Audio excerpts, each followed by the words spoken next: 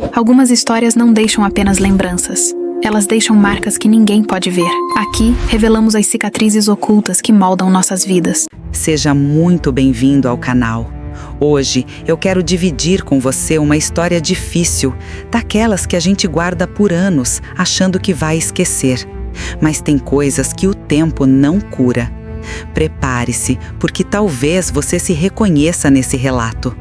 Meu nome é Clara e esta é a história de como, aos 17 anos, me tornei mãe no interior do Brasil, enfrentando injustiças que quase destruíram minha família. Eu tinha 17 anos quando descobri que estava grávida.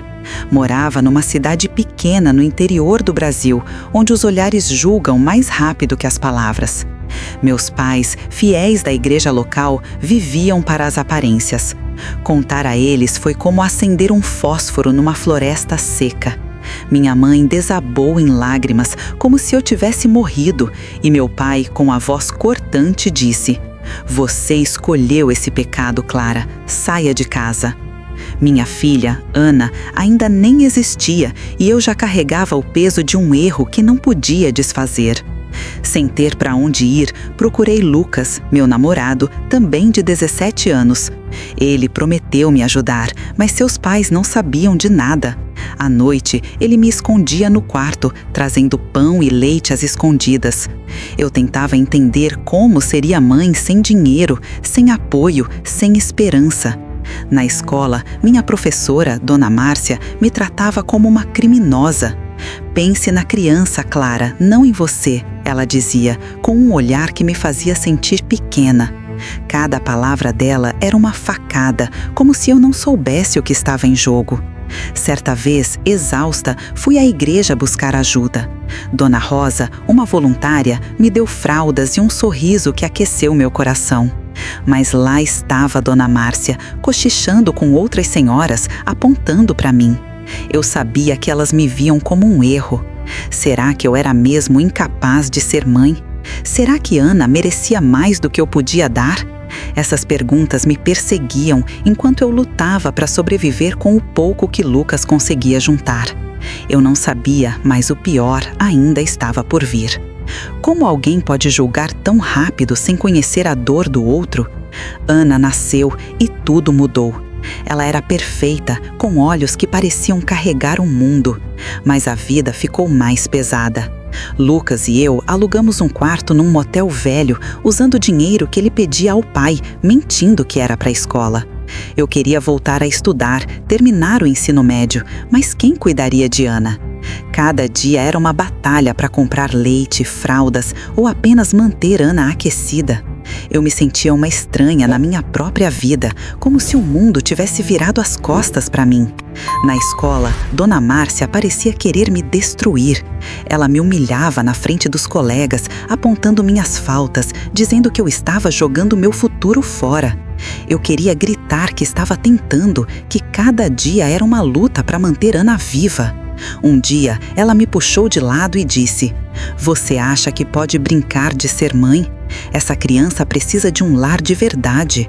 Suas palavras doíam como uma facada. Será que eu era mesmo uma mãe ruim? Lucas tentava equilibrar tudo: escola, trabalho numa oficina e as mentiras para os pais. Ele dizia que me amava, que faríamos dar certo, mas eu via o cansaço nos olhos dele. Uma noite, ele sugeriu adoção. "Clara, talvez Ana mereça mais do que isso", ele disse. Eu me recusei. Ana era minha filha, minha responsabilidade. Mas a dúvida começou a crescer. E se ele estivesse certo? Na igreja, Dona Rosa continuava sendo meu anjo, me dando roupas e palavras gentis.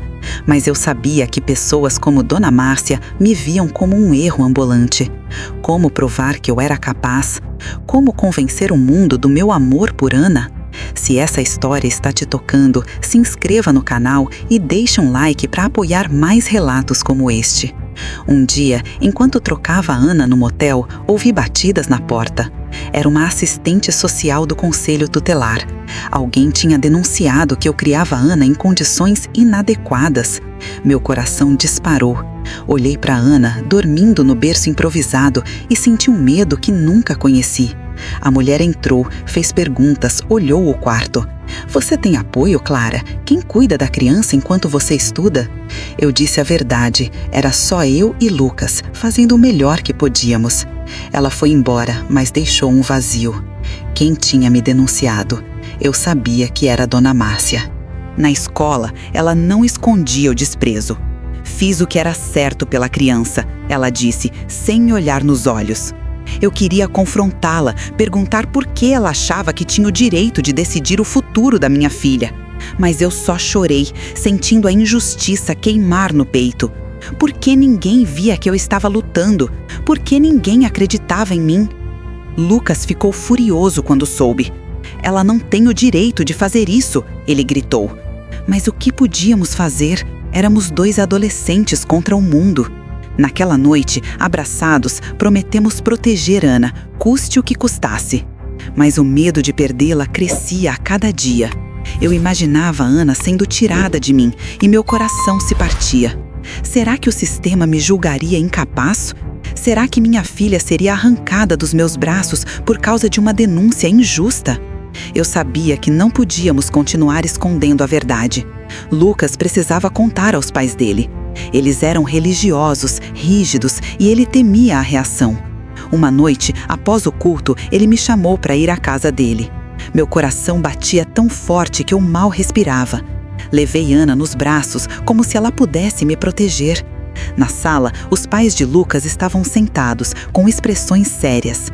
Lucas respirou fundo e disse: "Mãe, pai, a Clara é minha namorada e a Ana, ela é minha filha." O silêncio foi ensurdecedor.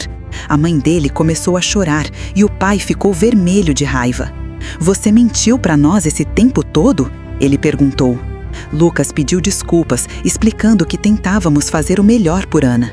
Eu esperei o pior, esperei que nos expulsassem.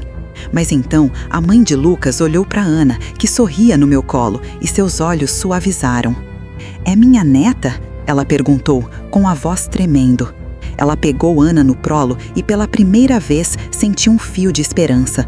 Talvez nem todos nos julgassem. Talvez houvesse espaço para perdão. Mas como convencer o mundo de que merecíamos essa chance? Como transformar esse momento num futuro para Ana? Os pais de Lucas nos acolheram. Não foi fácil. Eles estavam magoados com as mentiras, mas amavam o filho e aos poucos começaram a amar Ana.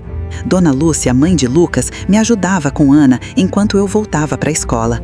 Pela primeira vez, senti que não estava sozinha. Mas a injustiça ainda doía. Dona Márcia continuava me tratando como um erro na escola. Um dia, ela me chamou após a aula. "Eu errei, Clara.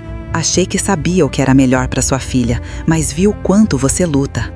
Ela pediu desculpas e eu chorei, não de raiva, mas de alívio. Meus pais ainda não aceitavam Ana, mas eu não desistia. Todo domingo levava Ana à igreja, esperando que eles a vissem como eu via, minha maior força. Aos poucos, comecei a acreditar em mim mesma. Eu não era perfeita, mas era mãe, e isso ninguém podia tirar de mim.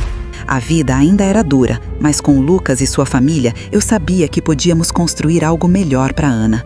Hoje, olho para minha filha e penso: quantas pessoas enfrentam julgamentos assim? Quantas mães são vistas como erros antes de provarem seu amor? Se essa história te tocou, se inscreva no canal e compartilhe com alguém que precisa ouvir isso. Deixe nos comentários a sua história. Às vezes, desabafar é o primeiro passo para se libertar. Até a próxima!